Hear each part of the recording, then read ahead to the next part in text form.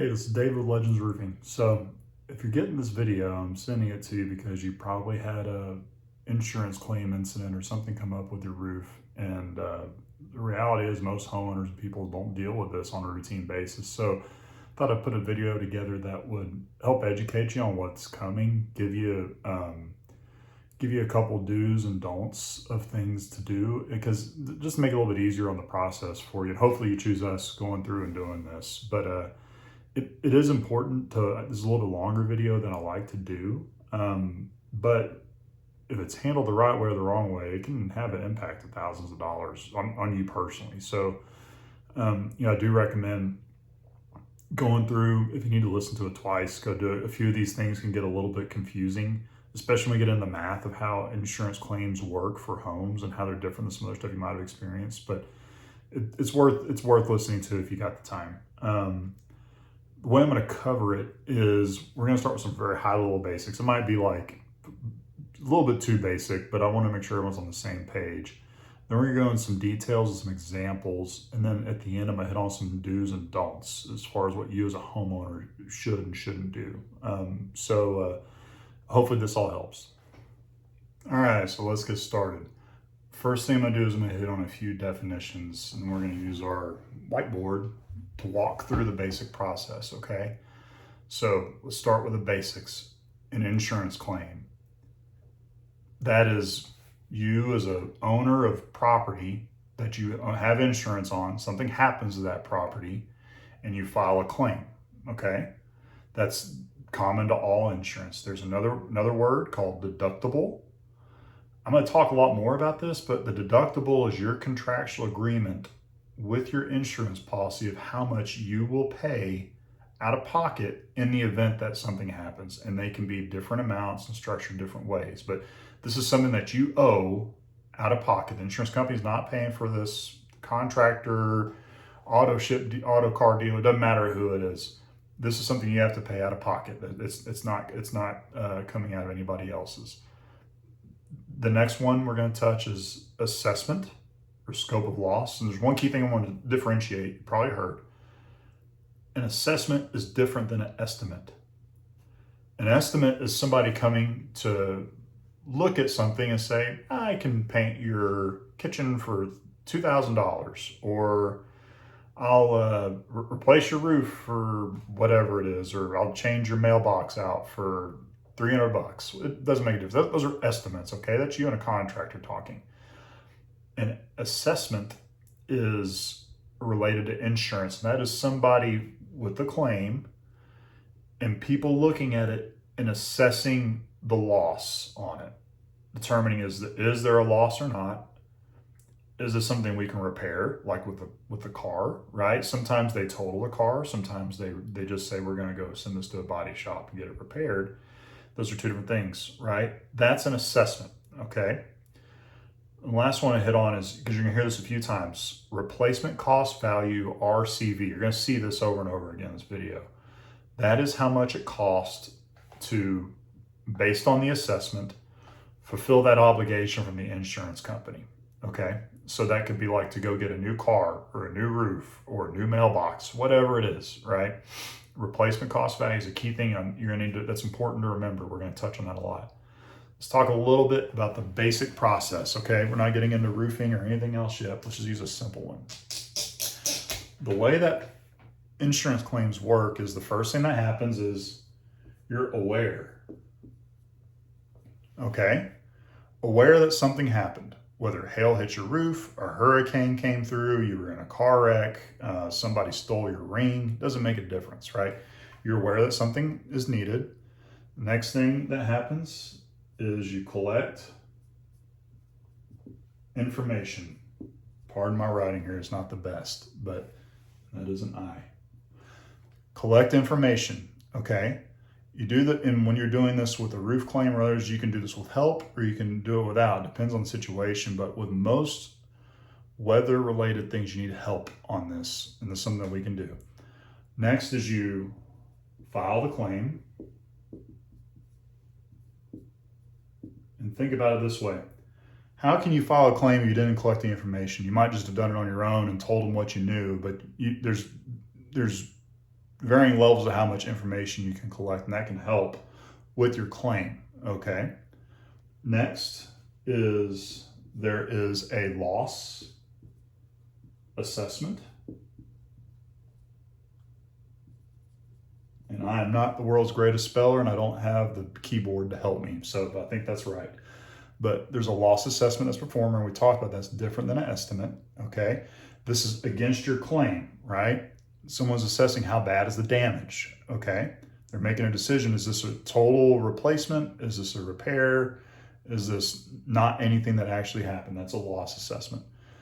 Next, we have our payment determination.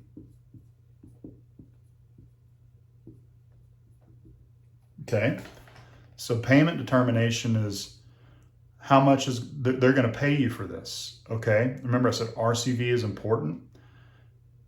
When you have a roof claim, the amount that is getting paid is your replacement cost value minus your deductible. You're going to have to pay the deductible out of pocket. There's different ways you can and can't do that. But that's how they're determining that based on this loss assessment. Okay. Next, payments are made and work is done.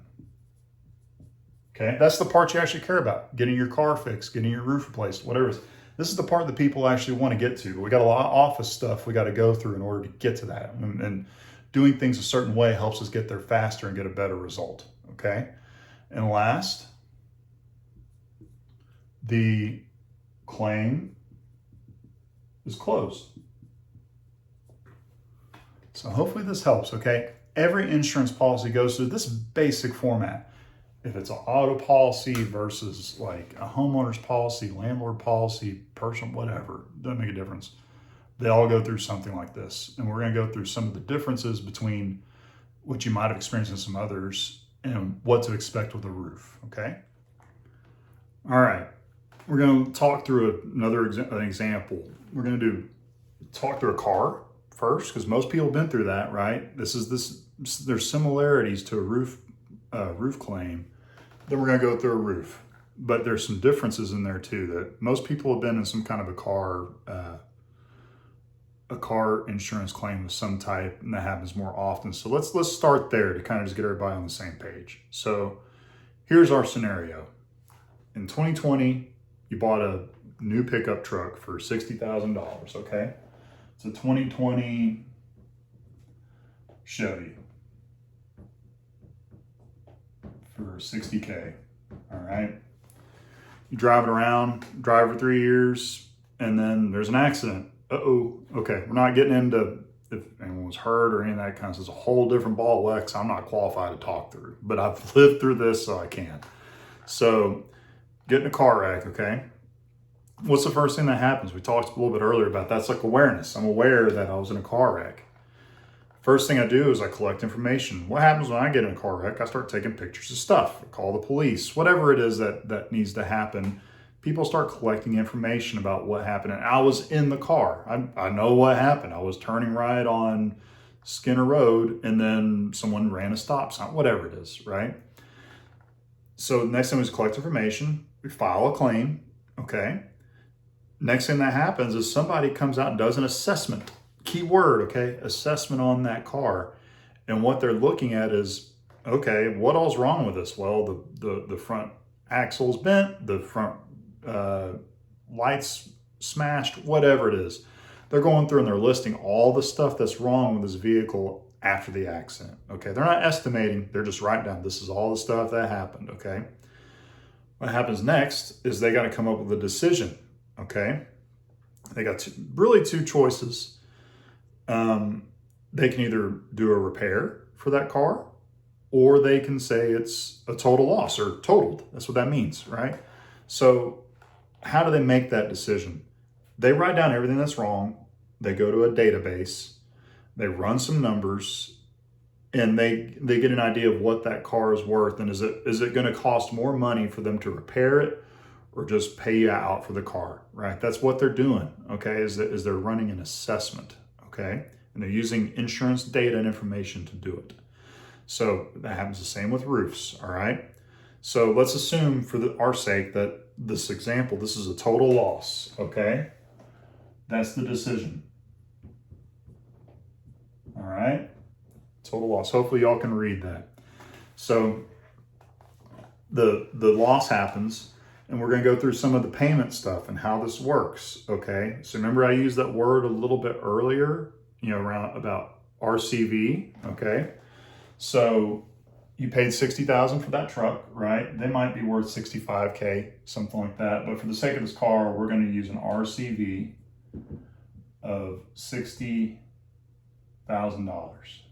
All right, that's to go get a new version of whatever it is that you have, a new version of that Chevy.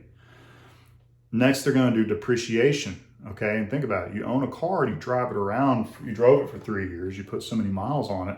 There's Kelley Blue Book out there and stuff that says, oh, a used 2020 Chevy Silverado with 40,000 miles is worth this many dollars. For our sake, let's say it's worth 40, okay? That's called the actual cost value, or ACV. Well, I'm gonna use some easy numbers here. Let's say this Chevy is worth 40,000 bucks. You notice I've got a gap in there. That's where the depreciation comes in. All right.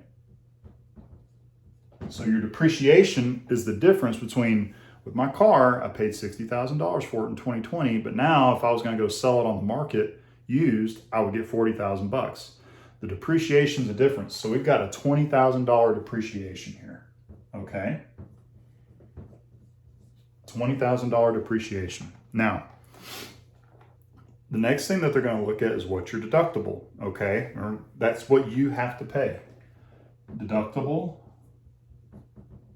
And let's say that this is $2,000.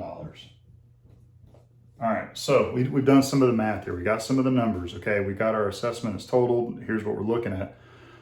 What's going to happen next with this car example, they're not going to pay you for depreciation. We're going to talk about how roofs are different. They do in that, in most cases. But what you're going to get a check for in this is $40,000 to go get a new type of what it is that you have, minus your deductible, which you're going to get a check for $38K. All right? That's how much they write you a check for, just one check. Shows up, and then remember we talked about do the work. Earlier, doing the work is you car shopping, all right? You go out and you're looking around, and you got a $38,000 check. That's really for you to go buy a $40,000 2020 Chevy Silverado pickup truck. What you can do with car shopping is, what do most people do? Is, oh, I'm going to go do some internet sleuthing, and I'm going to find that same truck for $35,000 bucks. I'm going to pocket that $3,000. Can't do that in roofing. Okay, there's no way you can make money on these. Personally, it's a different situation, but you can with cars. All right. Another thing you could go do is, I'm going to go buy a brand new 2023 Silverado, and it's $65,000 now. What happens in that case is, based on your decision when you're replacing that vehicle, you're gonna have to come up with 27,000 extra bucks to go do it, right? You're coming up with that out of pocket. It's different than a roof. That also doesn't work that same way. It is different than with a car, but some of this process is similar, is why I want to work through it. So what happens? Let's say that you go and you buy used, similar to your Chevy, for, let's use that $35,000 example. You buy a used 2020 GMC Silverado for $35,000 bucks. They wrote you a check for 38. You keep that $3K, but what do you do next? You let them know, like, hey, I bought the car.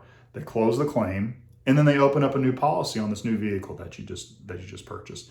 That's how a car one works. And we're going to go through how, there's some misconceptions when it comes to home insurance claims, because they're not as frequent. That will help you kind of understand what you're dealing with in this. All right, let's talk through the roof. Just went through our car example. We'll have a little bit of a side-by-side here, okay? So let's set up our scenario. 2008, put a new roof on your house. It costs you $12,000, and you put on 30-year shingles, okay? That's what we're starting with. 2008 roof, $12K Okay, 30-year shingles, okay? That's what you started out with. Now, let's say this year is 2023 and we just had a hailstorm in our area here earlier this week. Something happens, you're aware, okay? You're aware of something happening. This is different than your car example where you got in the wreck and you were very aware of it. You might not even know it happened, okay? So this is one of the things where being aware is one of the things that's really gonna make a difference. So if you happen to be at the house and you're in a hurricane, you might take some videos of what it looks like, limbs blowing across or hail's hitting, having it falling off the roof. This helps you. It's not that different than you get in a car wreck, you take pictures of the car, right? That's what most people go do. So you can help yourself a little bit. As soon as you can start getting information on what's happening, get it, okay? Next thing that happens, we go into information collection stage. And this is different than a car, right? You weren't standing on your roof as hail was hitting it for however long that happened. I hope you weren't. At least you got other things you're dealing with than this. So you need to get some help with getting this information. There's two real key things that we want to get help with when we're collecting information. We want to get weather information relative to the property, all right? And we want to get an inspection done. And usually a contractor like us will come and do this. With us, we send Taylor out.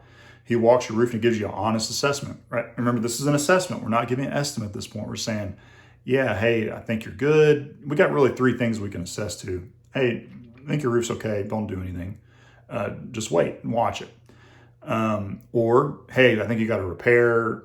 Or, hey, you need a full replacement. Those are really the three key things that we're assessing for. All right, we're not even talking price or any of that kind of stuff yet. Remember, this isn't an estimate. It's an assessment. And it helps as you're collecting information going in before you file the claim. If you have an expert that you trust helping you with that, it helps the process later on. So this is kind of like helping you get your ducks in a row before things start moving, because it helps you in the long run to get to what you want faster. So then you file the claim, all right? It helps if you got this information going in to do it. Next thing that happens is your insurance company is going to send out a field adjuster to assess your roof. They're going to get up, walk around on it, look at it, take pictures, and they're just saying, yeah, how bad is this thing? Does it need to be replaced? It get beat up really bad. It's just a couple little issues on it that need to be fixed. Or, hey, I don't think we got to do anything here. That's what they're doing. So with insurance for a roof, a field adjuster comes out, they look at your house. The next thing that happens is it goes to a desk adjuster in the insurance company. So the field adjuster says, hey, I think this is what needs to happen. And it goes to an office and they look at the data and the information that came in from the field adjuster. They might look at the stuff that someone like us would have sent in with your claim and then make a decision, right? They say, I think this is going to be a replacement or whatever it is. So there's basically three different parties here that are giving an assessment, okay? Remember, I'm going to talk for the most part happy path. We'll talk because this is one of those spots where unhappy path can happen, and I'll explain why and what to do. So this is all done. The next thing that happens, you're gonna get a whole bunch of papers. You're gonna get your insurance decision, novel of numbers and all kinds of stuff, right? It's difficult to read. So let your contractor look at it. They want your contractor to look at it, okay? Some people will hold this close to the vest, thinking that they're gonna go do the car example and pocket some money or whatever it is. It's not going to work out that way. So let your contractor look at it and see what they're actually dealing with. Let your contractor talk directly with your insurance company. That also helps you in the long run, right? So what happens is we've got contractor's assessment, we have the field adjuster's assessment, and the desk adjuster's assessment. Really, those field adjuster and desk adjuster assessments really once. Really got two, okay? If the contractor and the insurance company say, hey, this is just a repair, great, we agree, let's go forward. If the contractor and the insurance adjuster assessments are different, one says, hey, this is a replacement, and the other one says, hey, this is just a repair, nothing's wrong, then we got a problem. A whole other video could be done on that. I'm not gonna get too much into that, but let's just hope we get to the everybody agrees part, okay? And let's just keep moving. So this is good. So now we got a determination, and we've got an assessment. What happens next is kind of like the car. Insurance company has information on how much labor, shingles, metal, whatever it is. They got all that. What they do is they take that assessment and the scope of loss, They run it through their system and they say, this is how much this costs to get a new roof put on in St. Tammany Parish in June 2023. That's the number that comes out. All right. So remember, this is not an estimate. It's an assessment based mathematical formula. It says this is what it costs to replace that roof. Okay. So we get an RCV. We're back to that number. And let's say to get your roof replaced in St. Tammany, it's $20,000. All right. That's how much it costs to get your roof replaced and with this agreed on assessment. The next thing that happens is, just remember, I'm going to hit this a few times. You have to pay your deductible. We're going to touch on that. You're not getting $20K. Okay. You're getting $20K minus your deductible. That's the total that comes out to. That's one of the important things to remember. I'm going to talk through a bunch of other stuff. You need to remember that. That's what actually matters to you, whether it's in one check or two checks or whatever. They set the price of what you're getting, the RCV minus your deductible. You got to cover that deductible and they're going to pay the rest and then the roof gets replaced. Okay. Next thing is we're going to go through how this works a little bit because you're going to see some of these numbers. So remember, in 2008, you bought this roof for $12K, right? Now it's 2023. The replacement cost value is $20,000 to do that exact same thing because of inflation. Stuff gets more expensive with time, right? So we know our RCV. Remember we said you had a 15-year-old roof with 30-year shingles, all right? So we can kind of do a depreciation thing. It's a 15-year-old roof, 30 years, it's half of its useful life is gone, okay? So what they're gonna do is they're gonna take this number and chop it in half, okay? So this is your depreciation. 15 years on a 30-year roof, and it's $20,000 to get that roof done. We're going to call this 10K, $10,000. All right. We're going to come back to this. This is different than a car. Remember, the car, they're not paying you to go get a brand new Silverado with a roof. They will, right? You can get that depreciation back for several reasons, but we'll go through that. So the next thing is we have what is another important term, actual cash value, like we had over here, right? The used Kelley Blue Book version of the truck. We have our ACV, which is $20,000 minus $10,000. That means we've got $10,000. Okay, that's actual cash value. In theory, if you're going to go sell your roof on Kelley Blue Roofs or whatever there is, it's real ridiculous, but that's just how they do it. Okay, so the next thing they're going to look at is what is your deductible. And let's say for easy math here, this is $2,000. All right. So we've got our basic numbers here. All right. So what's going to happen now is they're going to take all this stuff and they're going to do, you're going to hear something called a settlement amount. Settlement amount. And that is your ACV minus your deductible. They're taking it out at the beginning. This is the first check of 2 that you're going to get. So 10 minus 2, you're getting a settlement amount of $8K. Remember, we're going back to what you actually get out of this. All you're paying is your deductible. There's going to be more coming later, but this is how this works. So you get your first check for $8,000, okay? They're holding on to a second check for your depreciation until after the work is done, okay? So check number 1 is $8K. And remember, RCV minus your deductible, $18,000. What's left? Your depreciation. When the work is done, they're going to write you another check for $10,000 so you can go pay the roofer, right? But it's got to be after it's completed. All right. So hopefully this gives you an idea of the math. But remember, the main thing you got to remember, you got to pay your deductible. And the amount that is getting paid to do your roof is your replacement cost value minus your deductible is what you're out of pocket, right? That's what your insurance company's going to pay. Add those two together. That's what's going to get the job done. So what happens when this is paid in full? So what happens is you go through check one, you write that to your contractor, they come out, we get the actual thing we care about getting done. Shingles are getting ripped off and new ones put on and good stuff is happening. Job's done.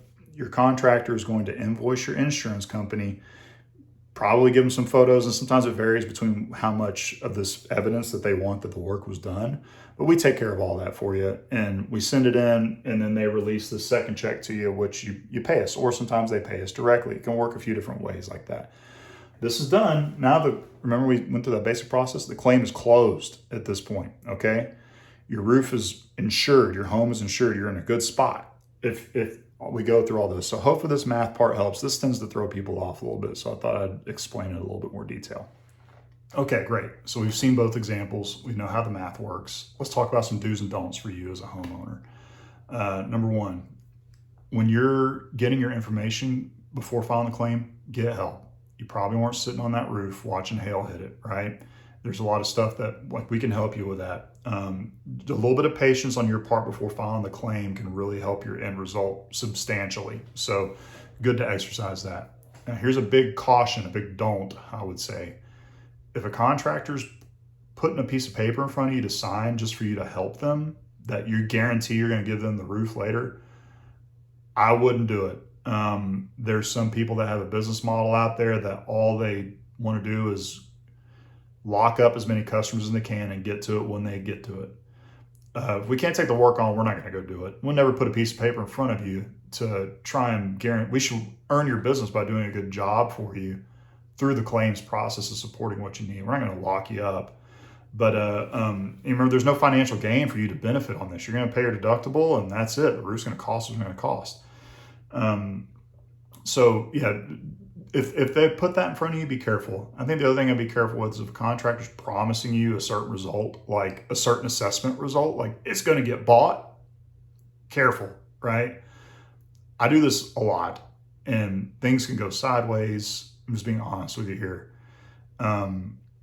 Sometimes you just get an unreasonable insurance company. You got to go to an attorney. It happens, okay? Sometimes things go down the happy path. It's wonderful when that happens. That's what we want. But it's just, things can go different directions. Anyone that's promising you something, be careful. They might not have your best interest at heart, okay? Next thing, deductible. I'm going to hit this again. You have to pay it. Okay, you agreed to it. It's in your contract, your insurance company. There's no getting around it. Your options of getting around it are fraud. All right, it's not worth it. Like literally, there can be jail time. And if a contractor's saying they'll cover your deductible for you, run for the hills. Okay, it's not worth it. Don't do it. If you don't have the money saved to cover your deductible, sometimes they can be high. Perfectly fine to go put it on a credit card, take out a loan. We have some different financing options we can work through. That they're all legal and above board and no one's getting in trouble over it. And that's the better route to go, but you have to pay it, okay? Next thing, when you're hiring a contractor, make sure you get somebody you trust, all right? And my advice, and this is our business model, if the company you work with through the insurance information fact-finding process and assessments, all that, if you like them, use them, reward them. They worked hard for that, okay? If they stunk, go get somebody else. That's part of us earning your business there. I'm not going to lock you in on it, but that you got to do it. But if we stink, go get somebody else. That's good feedback for us. We'll get better. But you should, in general, you should use them, right? But make sure you trust them and make sure that you feel like they're honest. There's another thing I want to touch on here. If you did sign with somebody, you're stuck. Okay. Unless you get them to release you from that contract you signed, you got to kind of work through that. Something we can't help you with if you got yourself in a pickle like that. Next things, realize that the insurance company and the contractor are incentivized differently. What does a contractor want? The biggest full-blown end-to-end roof replacement assessment you can possibly do so they can earn the most money. What does the insurance company want to do? They don't want to pay for more than they have to, right? they're pointing different directions, and this is where the crux of this disagreement on the assessments comes in. So you just need to realize that, okay? Again, this is where honesty and trust becomes extremely important in here. We're a contractor. We can't control what insurance company you chose, your policy, who the desk adjuster is, any of that kind of stuff. All we can do is be honest and truthful about what we see and what we don't, okay? But not everybody operates that way.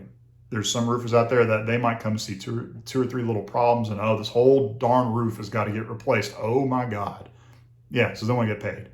You have some adjusters that come out that they're getting some kind of little gold star bonus incentive if they pay out so much less.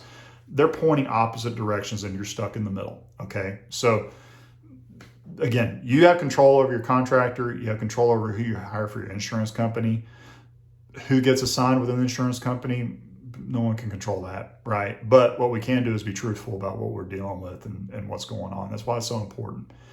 I think the other thing to really use some caution with storm chasers, this is similar to the contract thing. Be very careful. If something goes wrong and you didn't hire local, whether it's us or somebody else, stuff happens. You might be stuck. We've come across nightmares of people, storm chaser getting paid $40,000 and just splitting town. It's crazy. Nowhere to be found. Be very careful. Okay. Another thing, going cheap. Remember in our example over there, we said, hey, this is a $20,000 RCV. Say you go and you hire an unlicensed, uninsured contractor and said, hey, I'm going to do this for $15,000. And you're thinking, hey, great, just like my car, I'm going to save $5,000 and keep it in my pocket. Nope. What the insurance company's going to do when they release that depreciation is reduce the difference. Okay, you're not getting paid over this deal as the homeowner. They're gonna do based on what it is. Okay, so you might as well pick who you like, pick who you trust. You think is going to do a good job, and that contractor should be trying to hit right at that assessment amount that we all agreed to. That's their goal, right? If other stuff starts going haywire because some shady folks got involved in it, then be cautious. All right. The other thing, make sure this is a do with your contractor. Ask to see their license and an insurance, because after your job is done, your insurance company is going to ask for that. Okay. Go with someone like us. We got it. No problem. Happy to send it out. You hire an unlicensed, uninsured contractor, and the job is done, and they can't show you what they're, especially like in a state like Louisiana where it's required, you might have just spent that money and have an uninsured roof or home. So it's important, okay? Make sure to ask for that up front. That's a do, all right? I think the other couple things to really hit on is let's talk the assessment deal. Contractor says it's a replacement, insurance company says it's not. No one can agree. The best thing, the best route is let your contractor and the insurance adjuster, sometimes stuff gets missed. They don't know all the details of doing an install, or we might have mismeasured something, whatever it is, right? Mistakes happen. Let them see if they can work it out together first and get to a common ground of a reasonable agreement of what the assessment is. If that can't happen, then we've got other options. You need to get a public adjuster or an attorney or somebody to help. We have people we trust that we can refer you to. Happy to do it. Let them see if they can kind of get that agreement first. That's the best course of action. If it can't happen, then you take a different one. Other thing, you go through all this and decide you just want to pocket the money and not get your roof insured. Your home's not going to be insured either, right? Or your roof. You got to get the work done, okay? It's not necessarily pleasant. No one likes the noise and all that going through all this, but you need to get the work completed. And usually there's a specific amount of time that you have to get it done in, or then you're under the gun to go get it done. So one of the worst things you can do is you get this check and go blow it on a cruise or something like that. Use it for what it's intended for, okay? Go and get the work done. And the last thing to hit is sometimes the actual cost to get the project done is more than what the insurance said, or even a little bit less sometimes. It's usually on a little bit more on the higher end, because there was some stuff that you couldn't foresee coming up, like you had some bad decking or something like that, different discussion point. But there's a thing called a supplement. with this roof example, $20,000, say that we ripped the roof off and found that you had to have like 10 pieces of plywood replaced. Okay, insurance adjuster missed that. We missed that. What we do is we submit that in with it and say it cost you it was actually $22,000 to get the job. Most part, your insurance company, that's a reasonable thing. They're going to go and pay it, right? It's honest, you know. You got to be careful if you hire somebody you don't trust and they start trying to run up the bill, and say all of a sudden this went from a $20,000 roof to a $50,000 roof. Then you got problems, right? That's unreasonable. They're probably not going to go pay that. So hopefully this helps with some of the do's and don'ts. All right, wrapping this up. Thank you for bearing with me this far. I hope this helps you. So I'm just going to do a quick summary. All right, don't mess around with trying to avoid paying your deductible. Okay, don't do it. It's not worth it. The amount being paid by the insurance company on your claim is the RCV minus your deductible. Right? So you put your deductible and the RCV together. That's how much it costs to get that job done. Okay. Before you file your claim, get some help. Okay. That can really make a big difference on getting a good outcome that's reasonable and good and everyone agrees with up front. Use extreme caution when picking a contractor. If you don't trust them, don't use them. All right. You can cause yourself trying to save a nickel or something like that, you might end up costing yourself several dollars. Not worth it. Last thing, you can't. There's no financial gain on this on your end. You can't pocket the money if you get a cheaper roof. It costs a little bit more. Usually not a big deal. Insurance company's going to cover it. They're just trying to get your roof on, right? And sometimes things get missed. All right, with the assessment that can usually get worked, but. Hopefully this helps. If you have any questions, feel free to email us at info@legendsroofs.com, or you can give us a call or text back on the phone number that I sent this video link over to you on. So we hope you choose us. Happy to help you with whatever reason I sent this to you that triggered it, and we'll be in touch. All right, take care. Thanks. Bye.